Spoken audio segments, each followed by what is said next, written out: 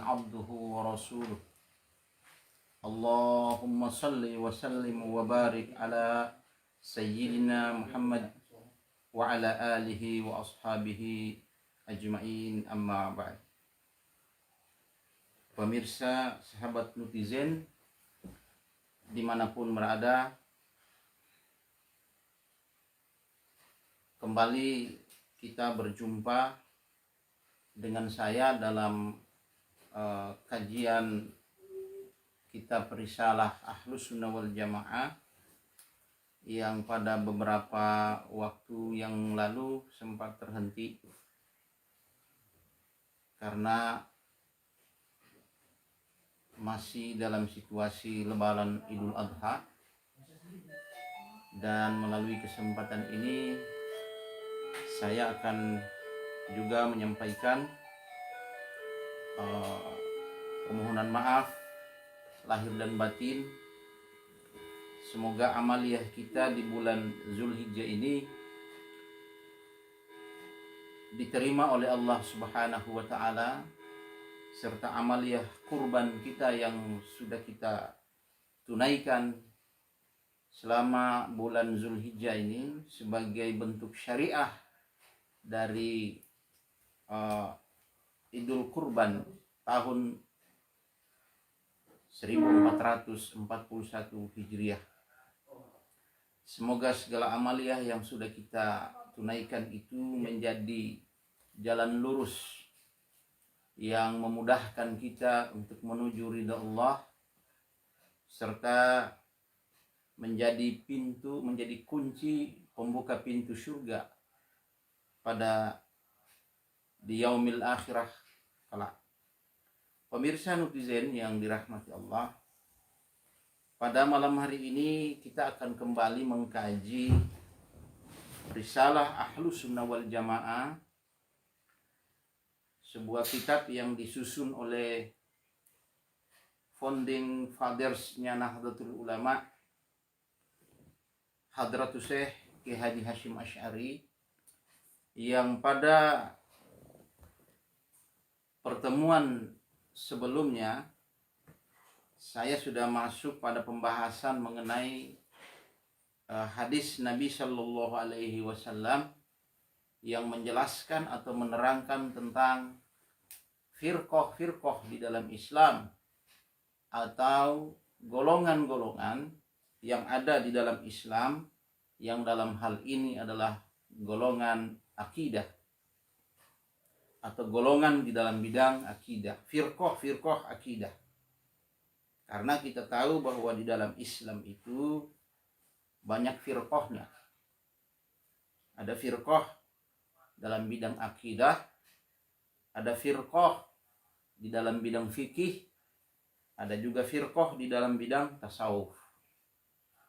Nah, pada pembahasan saya, firqah yang saya sebutkan tadi adalah firqah di dalam bidang akidah. Nah, yang saya akan bahas malam ini adalah kitab Risalah Ahlus Sunnah wal Jamaah karya Hadratus Syekh Hasyim Asy'ari. Ini merupakan salah satu kitab pegangan dari kalangan Nahdliyin di dalam mengamalkan atau menjalankan organisasi NU, sekaligus menjadi pedoman di dalam mengamalkan ajaran-ajaran Ahlus Sunnah wal Jamaah yang diajarkan oleh para ulama dan para kiai di kalangan Nahdliyin, sekaligus juga sebagai penguat akidah Ahlus Sunnah wal Jamaah di kalangan umat Islam Indonesia. Pemirsa netizen, sebelum saya akan melanjutkan kajian malam hari ini, marilah kita hadiahkan suratul Fatihah yang pertama kepada baginda Nabi Rasulullah Sallallahu Alaihi Wasallam, kepada para sahabatnya, pada para ahli keluarganya. Kita hadiahkan pula kepada para sahabatnya, Khulafaur Rasyidin, Sayyidina Abi Bakar, Sayyidina Umar bin Khattab, Sayyidina Utsman bin Affan, Sayyidina Ali bin Abi Thalib, dan seluruh tabi'in dan tabi'ut tabi'in. Serta tidak pula lupa kita hadiahkan suratul Fatihah pada para syuhada, pada para ulama, pada para sufi, para wali-wali Allah, wabil khusus pada para ulama nahdiyin, pendiri Nahdlatul Ulama, al-muallif hadzal kitab, Hadratus Syekh Kiai Hadi Hashim Asy'ari wa usulihi wa furu'i. Kita hadiahkan pula surat Fatihah kepada guru-guru kita, wabil khusus kepada pendiri Al-Khairat Al-Habib Sayyid Idrus bin Salim Al-Jufri usuli furu'i.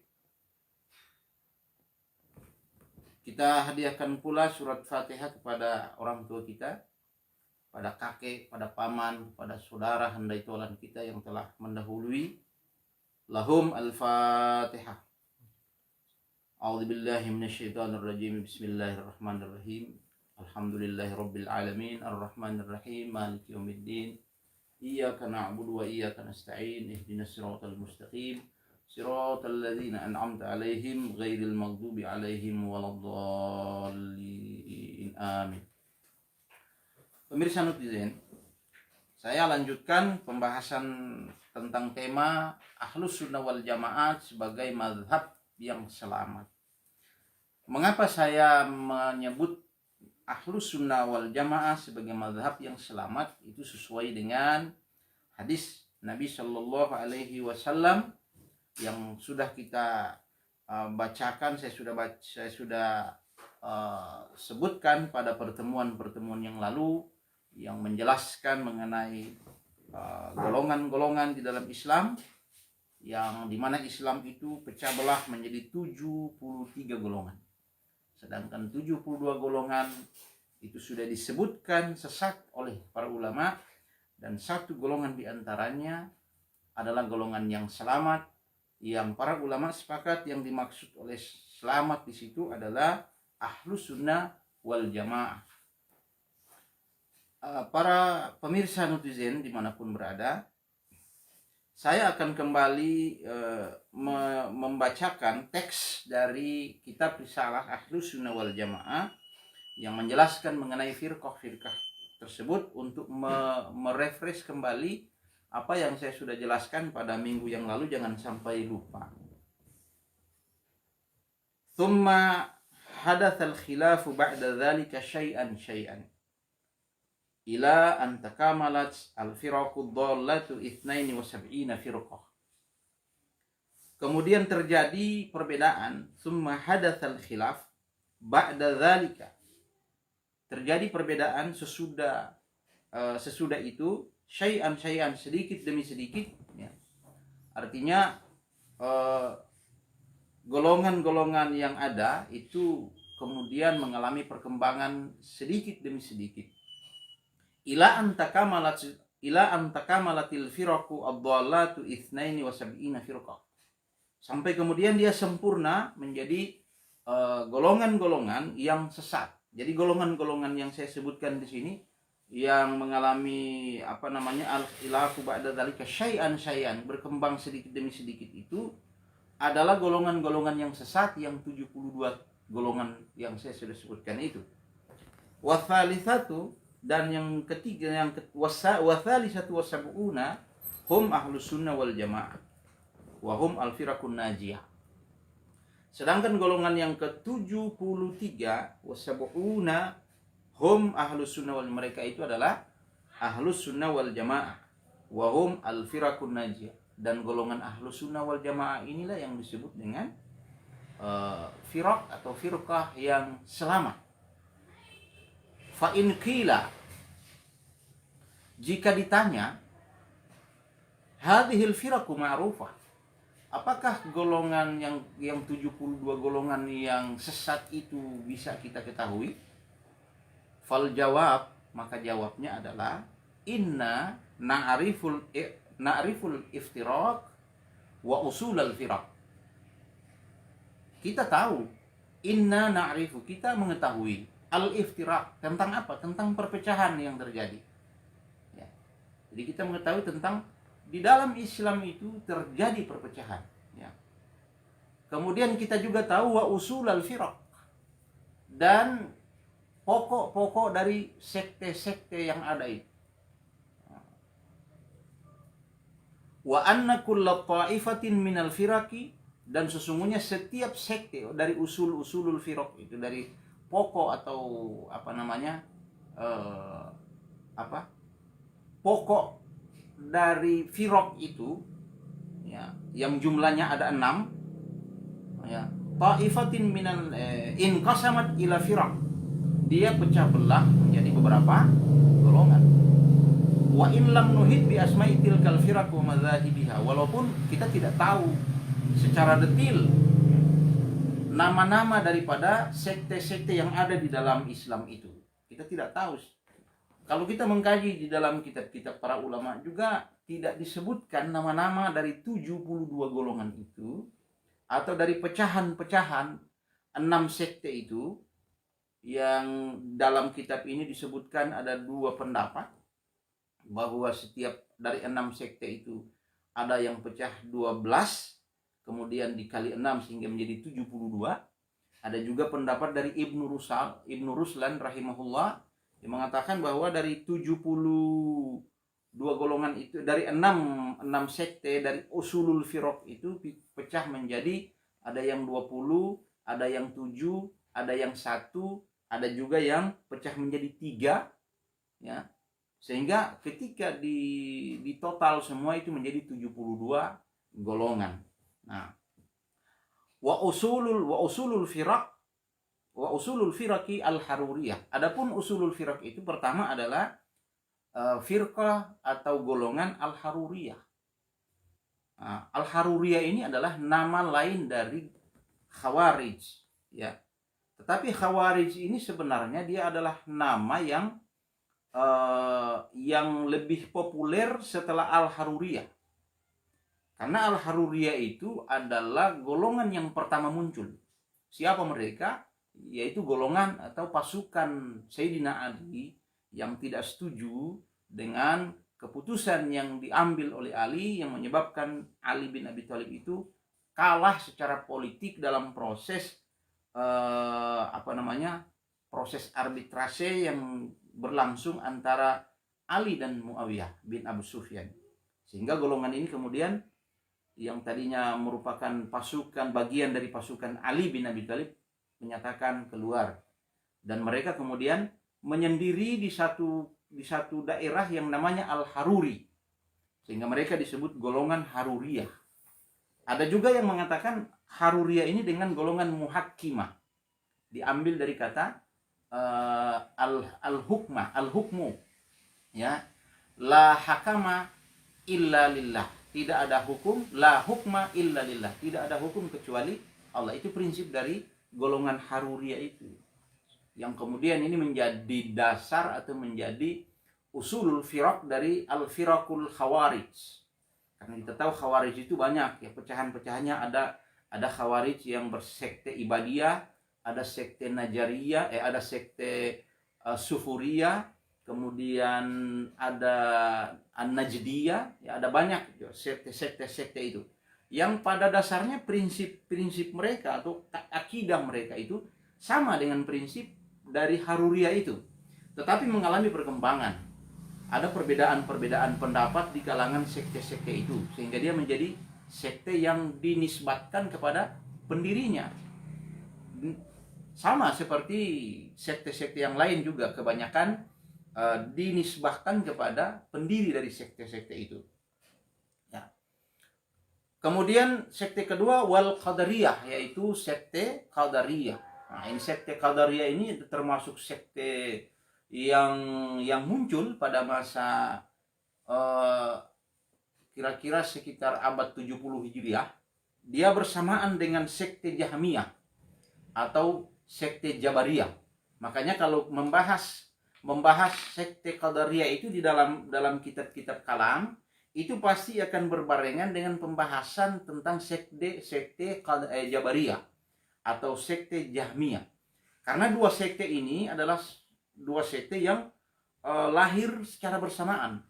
Bedanya kalau sekte Qadariyah itu lahir di daerah Baghdad di Irak ya, yang di ditokohi oleh 3 tokoh. Yang pertama adalah uh, Gilan ad-Dimashqi, kemudian yang kedua Jaham bin Safwan, yang kemudian dia mendirikan, berbeda pendapat, kemudian mendirikan sekte Jahamiyah. Lalu ada Gilan ad-Dimashqi, kemudian Jaham bin Safwan, dan satu yang lagi yang sangat populer itu yang menjadi idolanya siapa namanya, Wasil bin Atta di kemudian hari, yang kemudian dia mendirikan aliran Mu'tazilah, ya. Jadi wal Qadariyah, kemudian wal Jahmiyah, lalu wal Murji'ah. Nah, wal Murji'ah inilah salah satu sekte di dalam Islam yang juga embrionya sudah muncul sejak terjadinya perpecahan di kalangan sahabat dalam perang Siffin yang saya ceritakan tadi. Karena di antara golongan itu ada golongan Muawiyah, ada kubu Muawiyah, ada kubu Ali, ada kemudian kubunya golongan yang memusuhi Ali bin Abi Thalib, ya. Golongan yang diketuai oleh Abu Talha bin Ubaidillah, dan golongan-golongan yang lain, yang mereka ini saling menyalahkan, saling mengkafir-kafirkan, dan juga di situ ada Khawarij. Lalu ada golongan yang netral, yang tidak mau terlibat di dalam sengketa yang terjadi di kalangan sahabat. Nah, ini yang netral inilah yang kemudian menjadi embrio dari aliran Murji'ah. Aliran Murji'ah itu adalah aliran yang menyerahkan seluruh perkara-perkara keimanan seseorang itu kepada Allah Subhanahu wa taala. Nah, ini sekte Murji'ah. Nah, sekte Murji'ah ini terbagi dua, ada yang moderat, kemudian ada yang ekstrim. Nah, Murji'ah itu salah satu yang menjadi tokohnya itu adalah Imam Abu Hanifah, ya, yang menjadi salah satu madhab dalam Ahlus Sunnah, madhab 3 Ahlus Sunnah wal Jamaah. Namanya Abu Hanifah. Tetapi Abu Hanifah ini termasuk dalam sekte Murji'ah yang moderat, ya. Murji'ah yang moderat. Artinya Murji'ah yang moderat itu yang condong pemikirannya kepada Ahlus Sunnah wal Jamaah. Beda dengan Murji'ah yang ekstrim, yang Murji'ah ini menganggap amal saleh itu tidak penting, perbuatan manusia itu tidak penting, ya. Yang penting itu adalah iman yang ada di hati. Terserah iman perbuatan orang seperti apa, mau baik mau buruk, sama sekali tidak ada pengaruh terhadap iman yang ada di hati. Jadi lepas antara perbuatan dengan iman yang ada di hati, tidak ada hubungan sama sekali. Makanya mereka mengatakan orang mukmin yang melakukan dosa besar itu bukan merupakan kewenangan manusia untuk memvonis dia menjadi mukmin ataupun kafir. Manusia tidak punya otoritas untuk menilai itu. Yang menilai itu adalah Allah Subhanahu wa taala, dan itu akan berlangsung nanti di akhirat kelak. Nah, ini pandangan dari Murji'ah ekstrim, ya. Pandangan Murji'ah ekstrim. Nah, ini pandangan Murji'ah ekstrim inilah yang menurut sebagian ulama kalam ini berbahaya juga kalau ada berkembang kalau kemudian Murji'ah ekstrim ini di tengah masyarakat Islam, sehingga ulama sepakat bahwa Murji'ah ekstrim ini termasuk satu firqah di dalam Islam yang dinyatakan sesat. Kemudian di samping Murji'ah ada Rafidah, ya. Rafidah itu Syiah, ya. Rafidah ini adalah golongan yang begitu mengkultuskan Ali dan keluarganya, yang kemudian mereka di dalam akidahnya itu ada sedikit melenceng dari akidah Islam yang pada umumnya. Ya, kita akan membahas, mungkin saya tidak akan membahas lebih dalam tentang Syiah pada malam hari ini atau Rafidah. Kemudian sekte berikut adalah Jabariyah. Nah, Jabariyah ini juga merupakan sama dia dengan paham Jahmiyah, ya. Paham Jahmiyah. Nah, Jabariyah itu adalah berasal dari kata jabar yang artinya paksa atau paksaan. Ini satu aliran yang sangat fatalisme di dalam Islam, ya. Sangat menganggap bahwa semua perbuatan manusia ini adalah sudah menjadi ketetapan, sudah menjadi ketentuan dari Allah Subhanahu wa taala. Dia sudah menjadi ketetapan sejak azali. sejak manusia diciptakan memang perbuatan manusia itu sudah diciptakan, sehingga itu manusia tidak memiliki daya yang lebih luas dalam kehidupannya dengan faham Jabariyah ini. Nah, kemudian waqad qala ba'du ahlil ilmi rahimahumullah, telah berkata sebagian dari ahlul ilmi di sini maksudnya ilmu kalam ya, ahli atau bisa disebut dengan al-mutakallimin, usulul firaqi ad-dallati hadhihi sit. Nah, yang disebut dengan usulul firaq itu yang 6 yang saya sebutkan tadi itu, yaitu Haruriyah, Qadariyah, Jahmiyah, Murji'ah, Rafidah dan Jabariyah. Itu yang disebut dengan al-firaqud dallah, yang sesat.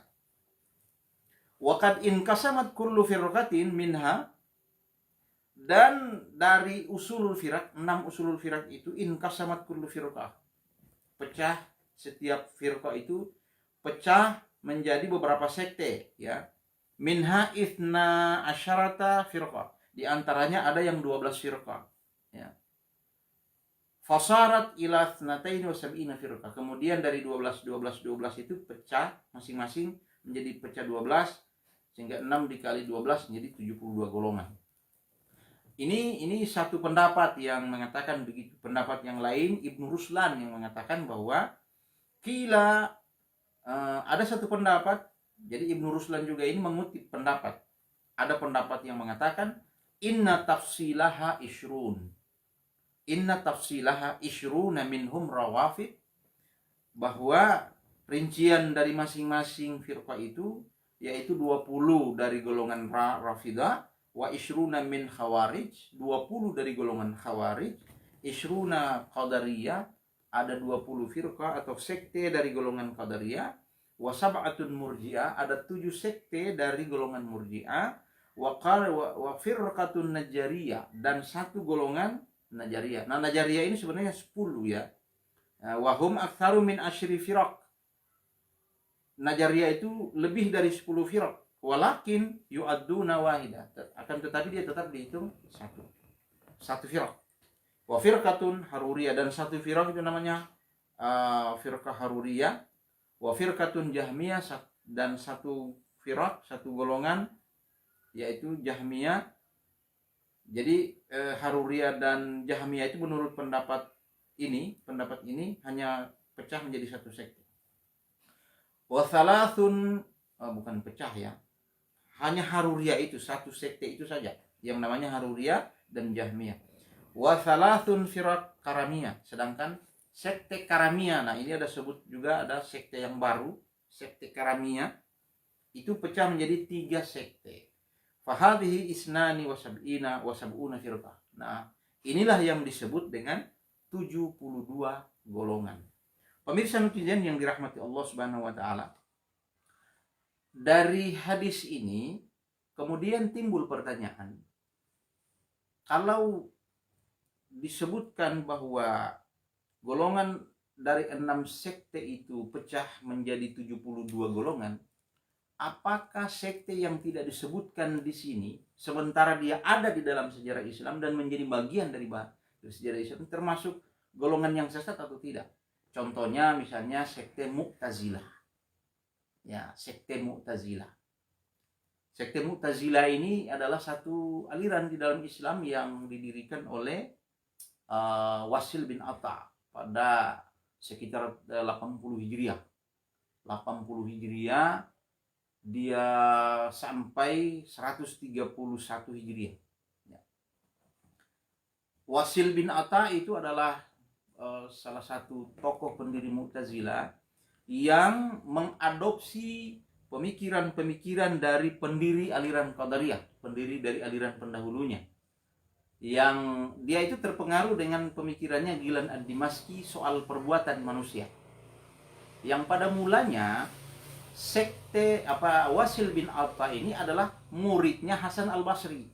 Nah, Hasan al-Basri itu adalah satu guru besar pada zaman itu. Beliau ini adalah ulama yang sangat berpengaruh ya. Di samping ulama kalam, beliau juga adalah seorang sufi besar ya. Dan dia menjadi guru dari semua ulama pada masa itu. dan dia termasuk golongan Sunni, golongan yang orang yang berpegang pada Islam Sunni sebenarnya. Sehingga itu ajaran-ajaran Ahlus Sunnah, ajaran-ajaran Hasan Al-Basri ini mempengaruhi Wasil bin Atta, karena Wasil bin Atta adalah muridnya.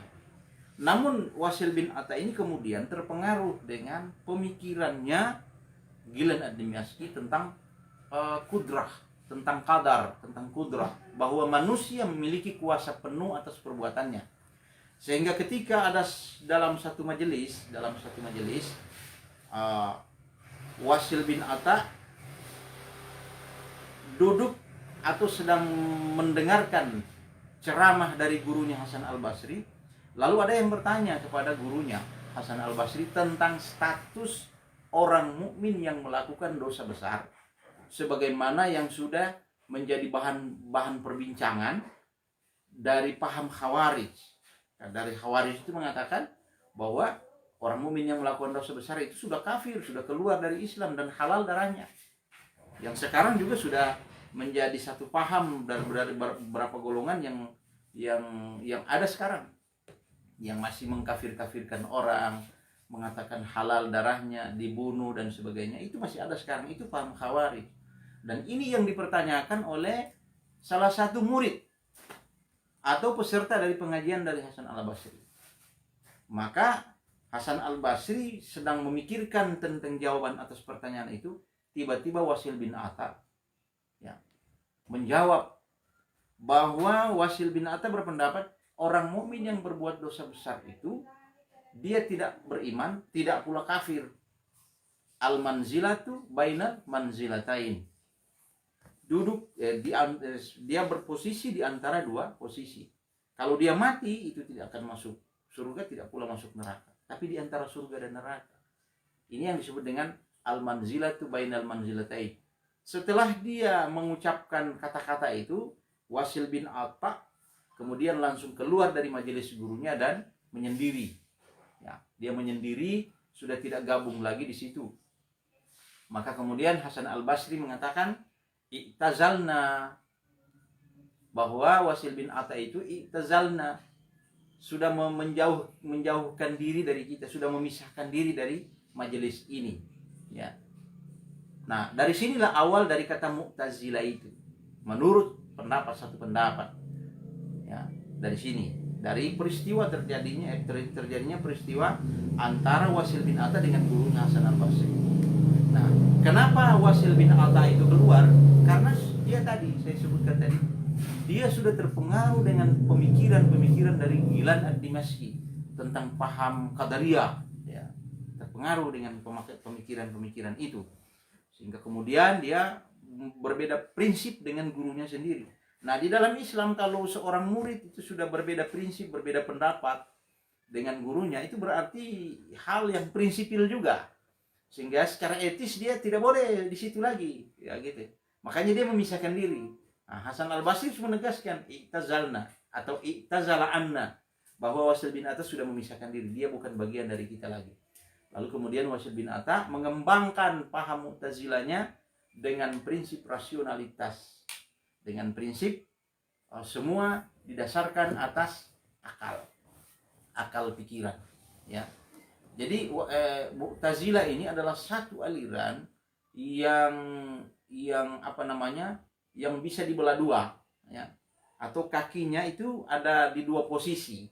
Di posisi kiri itu sesat, di posisi kanan itu selamat. Makanya para ulama itu tidak mengkategorikan Mu'tazilah ini termasuk dalam yang 6 itu, yang sesat, karena dari pandangannya dia masih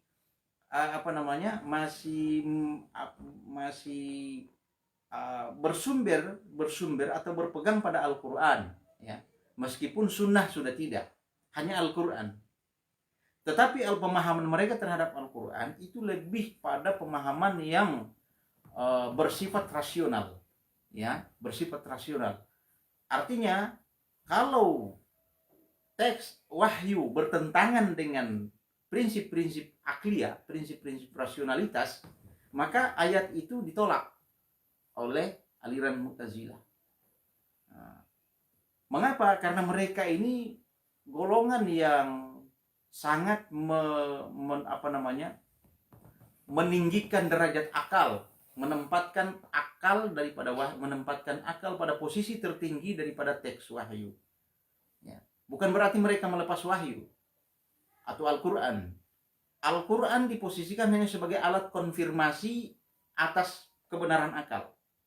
Ini paham Mu'tazilah ya. Al-Quran diposisikan sebagai alat konfirmasi terhadap apa yang dicetuskan oleh akal pikiran atau kebenaran-kebenaran akal pikiran. Kalau yang mereka pikirkan atau pandangan-pandangan rasional mereka itu sesuai dengan teks Al-Quran, ya bagus-bagus saja menurut mereka. Tapi kalau bertentangan dengan Al-Quran, ya tidak mengapa. Bahkan Al-Quran ya tidak perlu. Nah, yang mereka idolakan itu, yang mereka jadikan sebagai patokan dasar itu adalah hasil pemikiran mereka. Nah, ini luar biasanya aliran Mu'tazilah ini. Sehingga itu menjadi pertanyaan besar di kalangan umat Islam. Apakah Mu'tazilah ini termasuk aliran yang selamat atau yang sesat? Ya.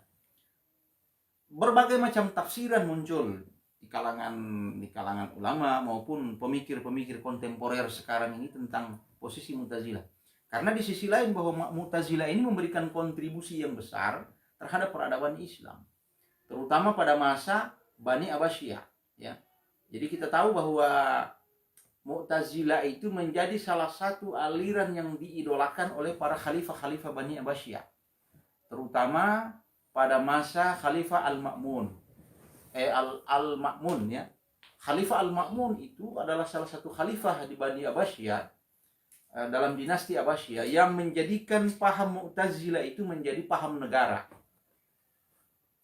Yang dijadikannya Mu'tazilah itu menjadi paham negara. Nah, kita tahu bahwa ajaran Mu'tazilah itu ada yang dikenal di dalam kitab-kitab kalam itu disebut dengan usulul khamsah. Ada 5 pokok ajaran dari aliran atau faham Mu'tazilah. Yang pertama itu adalah faham tauhid. Faham tauhid ini mereka mengatakan bahwa yang disebut dengan tauhid itu adalah tauhid yang murni, tauhid yang tidak punya embel-embel. Oleh karena itu mereka menolak sifat Allah. Karena bagi mereka kalau Allah itu ditempelkan pada zat Allah itu sifatnya, maka pertanyaannya apakah sifat itu azali atau tidak, qadim atau tidak. Kalau seandainya sifat itu qadim, maka ada 2 yang qadim, yaitu zat Allah dan sifat Allah. Nah, ini sudah menyalahi prinsip tauhid. Nah, ini menurut pendapat Mu'tazilah. Sehingga mereka itu dalam ajaran tauhid menjadi satu ajaran yang paling pokok bagi mereka, ajaran tauhid itu. Mereka menolak sifat Allah. Mereka tidak mengakui bahwa di dalam Al-Quran menyebut innallaha sami'un basir. Sesungguhnya Allah itu maha mendengar dan maha melihat.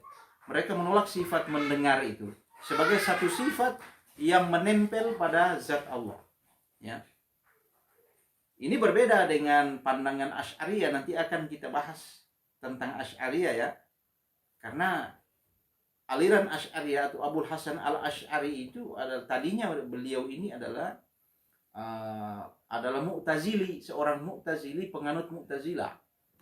Namun setelah dia merenungi pemikiran-pemikiran atau pandangan-pandangan dari aliran Mu'tazilah menyangkut akidah Islam, itu dia mulai gelisah, dia mulai mencurigai bahwa paham Mu'tazilah ini adalah paham yang condong sesat, ya, karena terlalu mendewa-dewakan akal dan melepaskan kedigdayaan wahyu, ya. Dia melepaskan mereka lebih mendewakan atau mendikdayakan akal pikiran daripada wahyu Al-Quran. Sehingga Abu Hasan Al-Asy'ari keluar ya. Selama 40 tahun dia bergelut dengan paham itu. Karena dia berguru dari ayah tirinya sendiri, yaitu Imam Abu Ali Al-Jubai. Abu Ali Al-Jubai itu lalu tokoh Mu'tazilah yang menjadi panutan orang-orang Mu'tazilah pada masa itu. Dan Al-Asy'ari sejak kecil dididik oleh ayah tirinya Abu Ali Al-Jubai ini selama 40 tahun. Jadi luar biasa Abul Hasan Al-Asy'ari. Ya. Nah, jadi kembali lagi Mu'tazilah. Kemudian paham Mu'tazilah apa namanya? Usulul khamsah atau ajaran dari Mu'tazilah yang kedua itu al-wa'du wal wa'id. Janji dan ancaman. Ini juga sekali lagi saya katakan ini berkaitan dengan apa namanya? Tauhidan dan faham keadilan Tuhan. Al-wa'du wal wa'id, janji dan ancaman. Bahwa Allah Subhanahu wa taala itu dia harus mematuhi janjinya. Kalau tidak mematuhi janjinya, mengampuni, memberi pahala kepada orang yang berbuat baik dan memberikan dosa atau ganjaran neraka bagi orang yang melakukan maksiat. Tidak ada ampunan, tidak ada kata maaf bagi Allah. Kalau Allah mengampuni dosa berarti Allah tidak adil. Itu pahamnya Mu'tazilah. Ya, semua dirasionalkan. Ya, dirasionalkan. Jadi mereka betul-betul menutup Al-Qur'an dan memikirkan melahirkan satu ajaran di dalam akidah itu berdasarkan akal mereka sendiri, akal mereka semata. Nah, jadi prinsip al-wa'du wal wa'id itu tadi berkaitan dengan keadilan Tuhan. Paham mereka tentang keadilan bahwa Tuhan itu wajib berbuat adil. Jadi mereka ada kata wajib, mewajibkan Tuhan. Tuhan wajib. Kalau Tuhan tidak adil, kalau Tuhan tidak membalas pahala dengan pahala atas kebaikan dan tidak mengganjar dosa atas perbuatan maksiat, maka Tuhan itu tidak adil. Tuhan tidak adil. Nah, oleh sebab itu maka Tuhan itu wajib juga menciptakan perbuatan baik. Nah, ada satu ajaran di dalam paham Mu'tazilah itu namanya al-af'alu sholihah, kewajiban untuk berbuat baik kepada manusia. Jadi menurut paham Mu'tazilah Tuhan itu tidak ada kewajiban untuk menciptakan keburukan. Jangan ciptakan keburukan. Kalau Tuhan menciptakan keburukan, Tuhan tidak adil. Nah, jadi ini semacam itu pemikirannya. Makanya Tuhan itu wajib berbuat baik kepada manusia. Jadi ini satu faham sebenarnya yang kalau kita pikir-pikir secara akal memang rasional, masuk akal. Secara rasional memang rasional itu. Tetapi kalau kita rasionalitas itu harus meninggalkan teks wahyu, petunjuk-petunjuk wahyu, nah ini yang keliru. Ini yang keliru. Makanya Abul Hasan Al-Asy'ari itu dia mulai meragukan pandangan-pandangan Mu'tazilah. Setelah dia kemudian membaca ayat-ayat Al-Qur'an, dia mulai meragukan, dan puncak keraguannya itu terjadi pada saat dia berada di tengah-tengah pengajian gurunya yang juga termasuk ayah tirinya Abu Ali Al-Jubai. Dalam sebuah ceramah, Abul Hasan Al-Asy'ari, pendiri mazhab Asy'ariyah yang menjadi pegangan Ahlus Sunnah wal Jamaah, ini tokoh utama dalam akidah Ahlus Sunnah wal Jamaah itu adalah Abul Hasan Al-Asy'ari dengan mazhabnya Asy'ariyah. Nah, Abul Hasan Al-Asy'ari bertanya kepada Abu Ali Al-Jubai gurunya yang juga ayah tirinya. Pada saat Abu Ali Al-Jubai itu sedang berpidato mengenai tadi al-af'alus sholihah, ya. Tentang kewajiban Tuhan untuk melakukan perbuatan baik kepada manusia. Dia bertanya kepada gurunya, "Wahai guru, saya ingin bertanya tentang bagaimana nasib 3 golongan manusia di akhirat nanti. Yang pertama itu adalah orang mukmin, kemudian orang kafir, dan yang ketiga adalah anak kecil yang masih bayi, yang belum akil balik." Nah, dijawab oleh Abu Ali Al-Jubai, yang mukmin masuk surga, yang kafir masuk neraka, yang anak ini tidak dijawab. Diam. Tidak dijawab oleh Abu Ali. Lalu ditanya oleh lalu bagaimana nasib anak tadi? Apakah anak tadi itu akan mendapatkan kebaikan pahala, akan bisa dimasukkan ke dalam surga? Kata Abu Ali, tidak bisa. Tidak bisa. Kenapa? Karena anak itu belum ada perbuatan baik yang dia lakukan. Af'al salihah tidak ada. Tidak ada perbuatan baik yang dilakukan oleh si anak tadi. Lalu Abu Hasan Al-Asy'ari bertanya lagi, bagaimana kalau anak itu meminta kepada Tuhan, wahai Tuhanku, aku ini memang belum punya perbuatan baik, tapi aku tidak punya dosa. Apakah saya boleh masuk ke dalam surga? Nah, Abu Ali Al-Juwai menjawab, Tuhan akan menjawab pertanyaannya atau permintaannya. Tidak bisa kamu masuk surga karena kamu ini sengaja aku matikan sejak masih kecil. Ya. Karena aku tahu jika suatu saat nanti kalau kamu besar, kamu akan berbuat maksiat kepadaku, melakukan kekafiran dan melakukan kejahatan. Sehingga untuk menyelamatkan kamu, maka kamu akan aku matikan.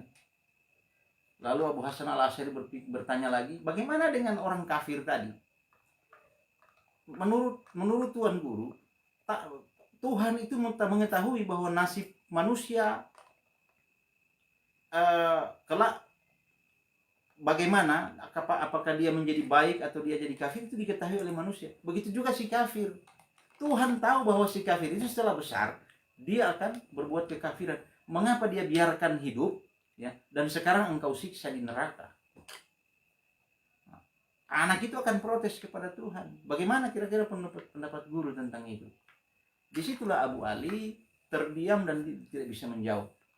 Nah, disinilah awal mula Abul Hasan Al-Asy'ari itu, pendiri mazhab Asy'ariyah ini, mulai meragukan akidah atau ajaran-ajaran dari Mu'tazilah. Setelah terjadi dialog itu, dia kemudian pulang dan meminta petunjuk kepada Allah, sebenarnya bagaimana posisiku.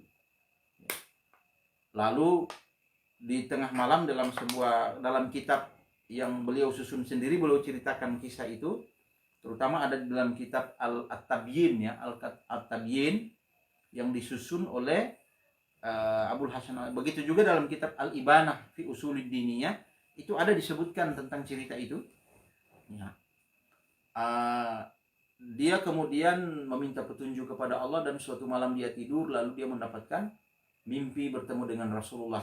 Dan di situ Rasulullah mengatakan, wajib bagimu untuk mengikuti sunnah-sunnahku. Maka dia kemudian terbangun, lalu dia merenungi mimpi tadi, dan pada malam itu dia memutuskan untuk meninggalkan semua ajaran-ajaran Mu'tazilah, dan dia akan berusaha untuk kembali mengikuti jejak langkah baginda Nabi Shallallahu Alaihi Wasallam, yaitu mengembalikan Al-Quran sebagai sumber hukum utama dan hadis-hadis Rasulullah Shallallahu Alaihi Wasallam. Lalu dia uzlah selama 15 hari, menyendiri di suatu tempat. Setelah uzlah, dia kembali lagi ke Masjid Basrah. Di sana dia berpidato, Abul Hasan Al-Asy'ari, dan menyampaikan, mengumumkan, memaklumatkan kepada pengikut-pengikutnya, yang pada waktu itu pengikut-pengikutnya itu adalah Mu'tazili semua, ya. Di hadapan murid-muridnya itu yang Mu'tazilah, dia berpidato di situ bahwa dia sudah uzlah selama 15 hari, dia mendapatkan petunjuk dari Allah Subhanahu wa taala, bertemu dengan Nabi, dan Nabi menyuruh untuk meninggalkan paham Mu'tazilah. Maka mulai hari ini aku nyatakan semua paham-paham tentang kemakhlukan Al-Quran, tentang ketiadaan sifat Allah, keadilan Tuhan, tentang tauhid pada Allah, aku tinggalkan semua paham-paham itu, sebagaimana aku membuang jubahku ini. Kemudian jubah itu dilepas dan dibuang. Disitulah dia mulai berjanji bahwa dia akan menegakkan ajaran Islam itu, akidah Islam itu sesuai dengan akidah baginda Rasulullah Shallallahu Alaihi Wasallam.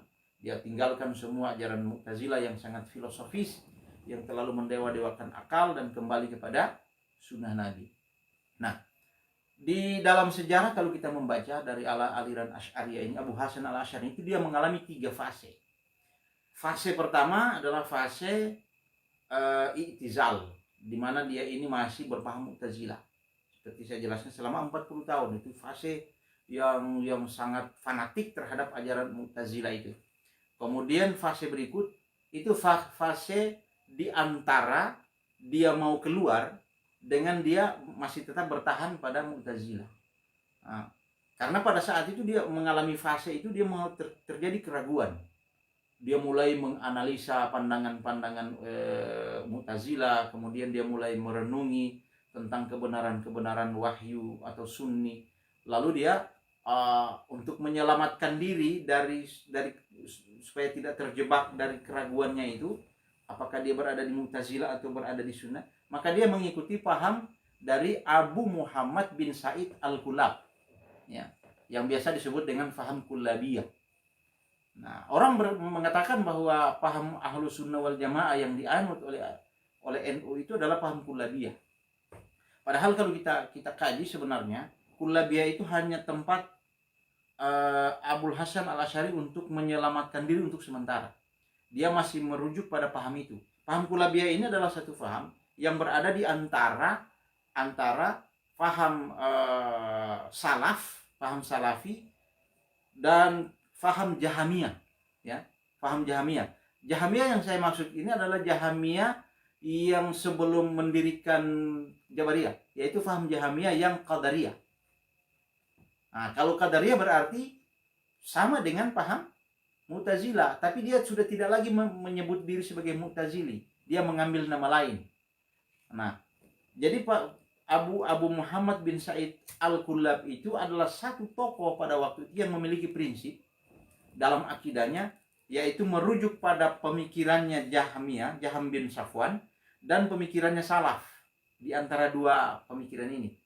Nah, Abul Hasan Al-Asy'ari menganggap bahwa paham Kullabiyah ini masih sangat tepat. Dia akan berada di situ untuk sementara waktu sampai kemudian dia akan melahirkan gagasan-gagasan. Sehingga dia mengikuti paham itu, paham Kullabiyah.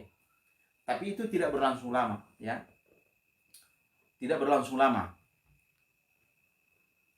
Lalu pada fase yang ketiga, dia kemudian mendirikan satu satu mazhab. Mazhabnya sendiri yaitu mazhab Ahlus Sunnah wal Jamaah. Jadi Ahlus Sunnah wal Jamaah itu secara formal itu nanti lahir pada masa Abul Hasan Al-Asy'ari ini. Pada masa Nabi belum ada istilah Ahlus Sunnah wal Jamaah. Pada masa Nabi sallallahu alaihi wasallam belum ada istilah itu. Tapi substansi dari Ahlus Sunnah wal Jamaah sebagaimana yang dimaksud oleh Abul Hasan Al-Asy'ari itu sudah diamalkan oleh baginda Rasul. Dan itulah yang kemudian dikembalikan oleh Abul Hasan Al-Asy'ari setelah 40 tahun dia berada pada paham Mu'tazilah yang begitu rasionalistis, ya, begitu mendewa-dewakan akal dan meninggalkan wahyu serta sunnah-sunnah Nabi. Setelah itu dia kembali dan mengembalikan ajaran Rasulullah Sallallahu Alaihi Wasallam. Nah, lalu dia menyebut diri sebagai Ahlus Sunnah wal Jamaah. Kenapa? Karena dalam kitab Al-Ibana fi Usuluddin itu dia mengatakan bahwa dia itu adalah pengikut dari Imam Ibnu Hambal. Nah, pernyataan dari Abul Hasan Al-Asy'ari inilah kemudian yang menjadi alasan atau pegangan dari orang-orang salaf untuk mengatakan bahwa Ahlus Sunnah wal Jamaah yang dianut oleh NU, yang salaf yang Indonesia maksudnya, sebagai Ahlus Sunnah wal Jamaah yang keliru. Kalau mereka mengklaim diri sebagai Ahlus Sunnah wal Jamaah berpegang pada akidah atau mazhab Abul Hasan Al-Asy'ari, itu kebohongan. Itu menurut salafi yang Wahabi seperti itu, ya. Salafi yang Jahamiyah lah gitu. Salafi yang begitu tekstualistik, ya. Karena salafi yang tekstual itu adalah salafi pengikutnya Imam Ahmad Ibnu Hambal. Itu salafi. Sehingga itu ketika Abul Hasan Asy'ari dalam kitab Al-Ibana menyebut bahwa dia adalah pengikut Imam Ibnu Hambal, lalu mereka mengatakan yang sesungguhnya pengikut Asy'ariyah Ahlus Sunnah wal Jamaah yang benar itu adalah salafi itu. Ya, salafi itu. Pengikut Asy'ariyah itu adalah salafi. Jadi kalau ada yang mengaku pengikut Asy'ariyah selain daripada salafi, yang dimaksud kita orang NU, maka itu adalah kebohongan.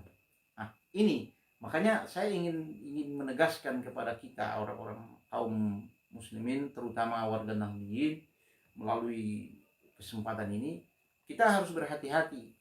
Kita harus bisa membedakan salafi. Kita juga salaf, ya. Orang NU itu disebut salafi, tapi salafi Ahlus Sunnah wal Jamaah yang totalistik, ya, yang totalistik. bukan cuma Ahmad Ibnu Hambal.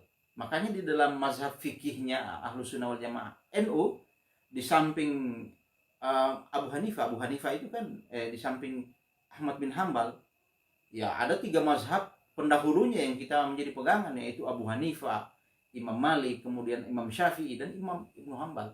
Bukan Ibnu Hambal toh, ya, bukan hanya Ibnu Hambal. Sehingga Ahlus Sunnah wal Jamaah yang dianut oleh NU itu adalah Ahlus Sunnah wal Jamaah yang totality, yang total. Semua ulama Sunni yang kapasitas keilmuannya sudah diakui oleh umat Islam seluruh dunia, itu menjadi rujukan dari Ahlus Sunnah. Beda dengan Salafi yang saya sebutkan tadi. Salafi itu hanya berpegang pada pendapatnya Imam Ibnu Hambal. Dan kita tahu bahwa Imam Ibnu Hambal itu adalah salah satu ulama mazhab fikih di dalam Islam yang mengharamkan tafsir, mengharamkan takwil. Tidak boleh mentafsirkan Al-Quran menurut Imam Ibnu Hambal. Jadi kalau Al-Quran menyebut bahwa Tuhan itu mempunyai tangan, Tuhan itu mempunyai wajah, ya, Tuhan itu mempunyai mata, Tuhan itu bersemayam di atas aras, ya sudah begitu adanya. Jadi mereka ini termasuk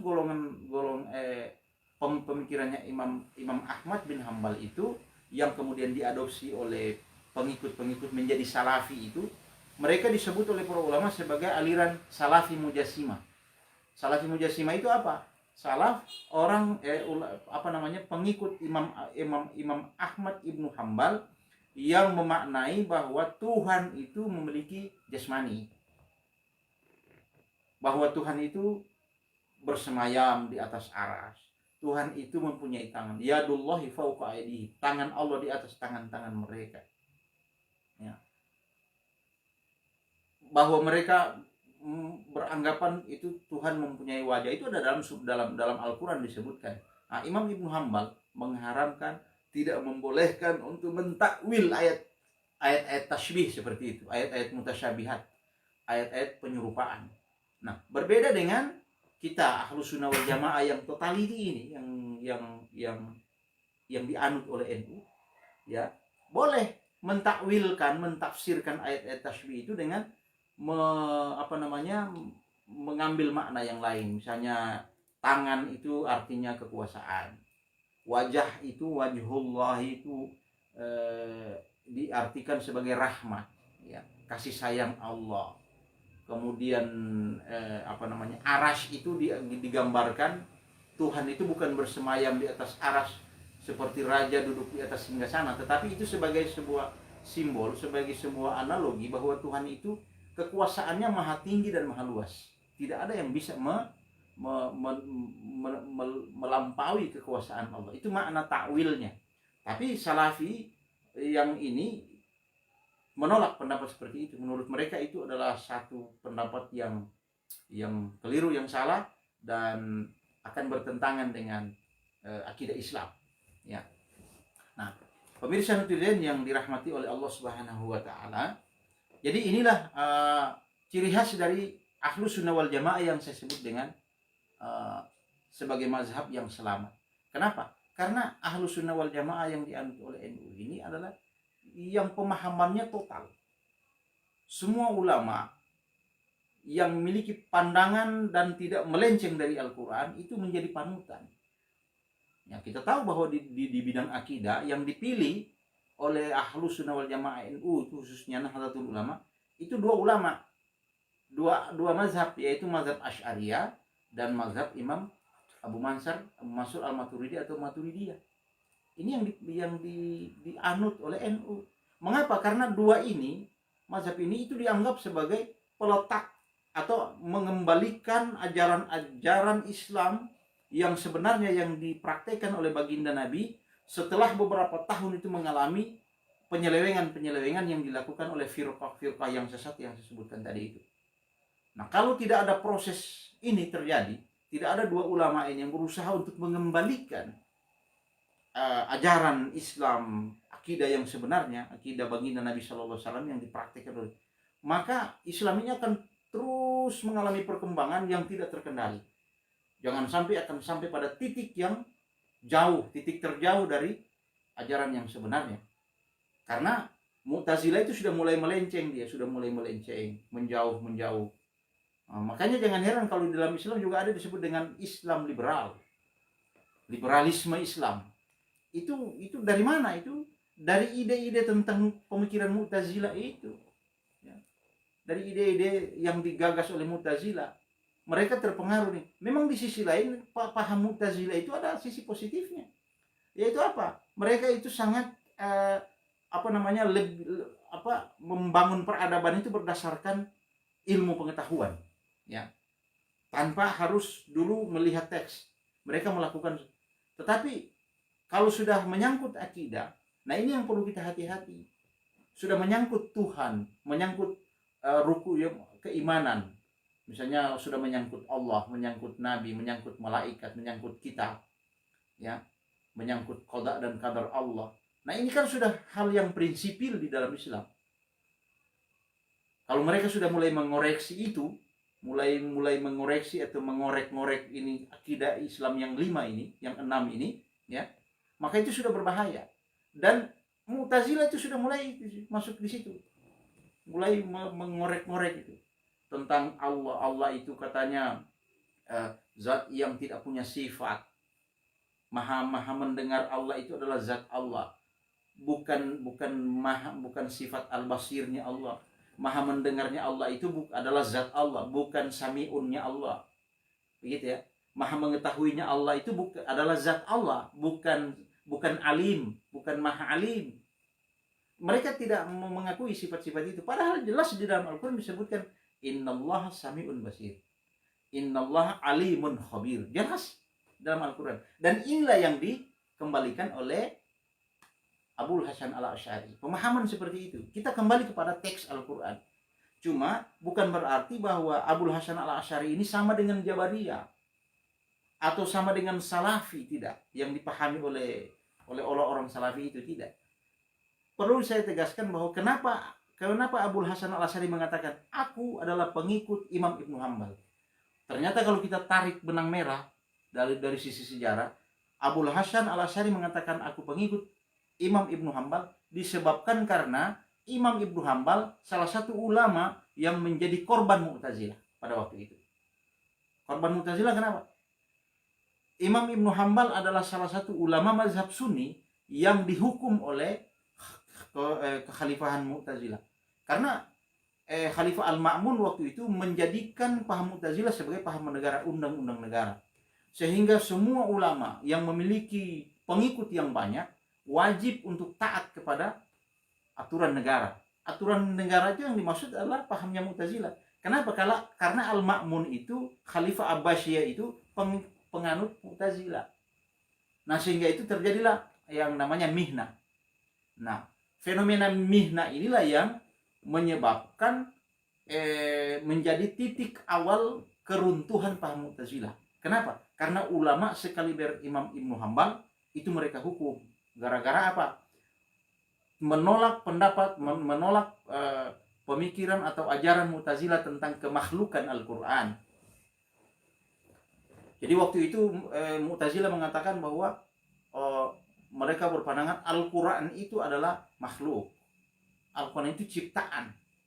Nah, jangan heran kalau Mu'tazilah itu mengabaikan Al-Quran di dalam pemikirannya, karena mereka menganggap Al-Quran itu adalah makhluk ciptaan. Yang namanya ciptaan kan bisa diotak-atik. Sama posisinya dengan yang lain, sama dengan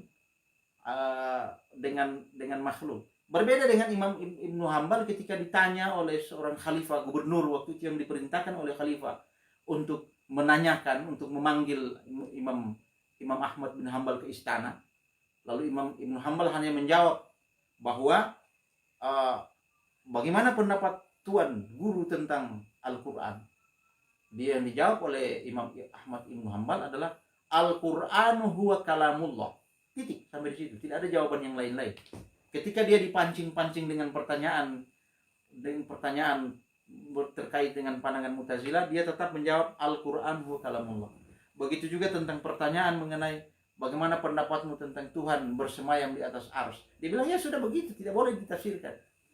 Itu jawaban politis sebenarnya oleh Imam Ahmad bin Hanbal untuk menghadapi Mu'tazilah. Untuk apa? Supaya dia terkesan dia tidak mengikuti paham Mu'tazilah.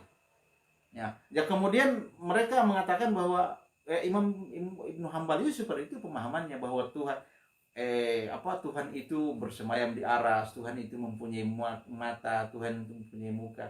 Yang mujassimah yang seperti itu ya. Bahwa Tuhan itu bisa antropomorfisme ya, bisa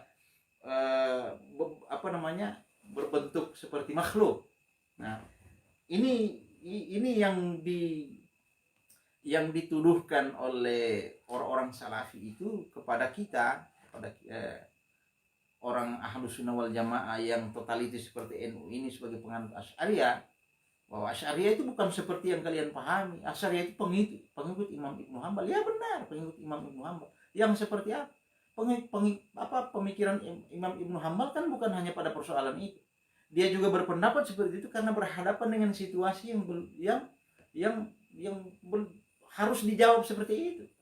Seandainya normal mungkin Imam Ibnu Hambal akan menjawab lebih dalam lagi. Karena pada situasi waktu itu memang situasi yang sangat tidak menguntungkan posisi Imam Ibnu Hambal secara politik. Karena Imam Ibnu Hambal dihukum, maka umat Islam yang kebanyakan pada masa itu adalah pengikutnya Imam Ahmad bin Hambal itu marah kepada Khalifah Abbasiyah Al-Ma'mun. Sehingga itu ajaran Mu'tazilah menjadi ajaran yang tidak lagi tidak simpati, tidak disukai oleh umat Islam pada waktu itu. Nah, itulah awal terjadinya kehancuran. Sehingga itu pada sesudah Al-Ma'mun kemudian diwarisi oleh Al-Mu'tasim, kemudian Al-Wasik. Ini era-era runtuhnya aliran Mu'tazilah. Sebab Al-Ma'mun adalah tokoh Mu'tazilah, kemudian beralih kepada keturunannya Al-Mu'tasim billah, kemudian turun lagi Al-Wasik. Ini khalifah-khalifah yang lemah. Sehingga ketika muncul khalifah Al-Mutawakkil 'ala Allah, inilah seorang khalifah yang berpaham Sunni, pendukung aliran Imam Ibnu Hambal dan Imam Asy'ari, maka Imam Al-Mutawakkil 'ala Allah menjadikan paham negara Ahlus Sunnah wal Asy'ariyah itu menjadi paham negara seperti seperti Mu'tazilah tadi. Pada masa itulah kemudian kekhalifahan Abbasiyah, dinasti Abbasiyah menjadi aman ya. Khalifahnya didukung oleh umat Islam karena rata-rata umat Islam yang rakyat dari dinasti Bani Abbasiyah waktu itu adalah pengikut Ahlus Sunnah wal Jamaah. Nah, inilah yang kemudian menjadi dasar pengambilan salah satu akidah dalam Ahlus Sunnah wal Jamaah ala NU itu adalah paham Asy'ariyah ya. Karena dilihat dari situ. Kalau kita ingin mengkaji lagi tentang bagaimana pemikiran Abul Hasan Al-Asy'ari, itu agak tidak mungkin akan kita kaji pada malam hari ini. Nanti akan kita lanjutkan lagi kajiannya pada pertemuan berikut. Kita akan dalami pemikiran tentang Imam Abul Hasan Al-Asy'ari, tentang tauhid, tentang sifat-sifat Allah ya, bagaimana Imam Abul Hasan Al-Asy'ari itu menentang pemikiran tentang perbuatan manusia, bagaimana tentang teori al-kasab ya. Teori kasab itu sangat luar biasa kalau kita mengkaji itu dan kita kaitkan dengan fenomena modernisme sekarang ini, itu luar biasa ya. Mungkin kajian kita pada malam hari ini kita akan selesaikan saja sampai di sini ya. Yang saya kaji tadi itu memang saya berangkat dari kitab ini ya, kitab Risalah Ahlus Sunnah wal Jamaah, dan mudah-mudahan ini pertemuan yang bermanfaat bagi kita semua di dalam menimba ilmu pengetahuan, terutama dalam hal memperkokoh akidah kita sebagai Ahlus Sunnah wal Jamaah ya, apalagi kita sebagai warga Nahdliyin wal Nahdlatul Ulama.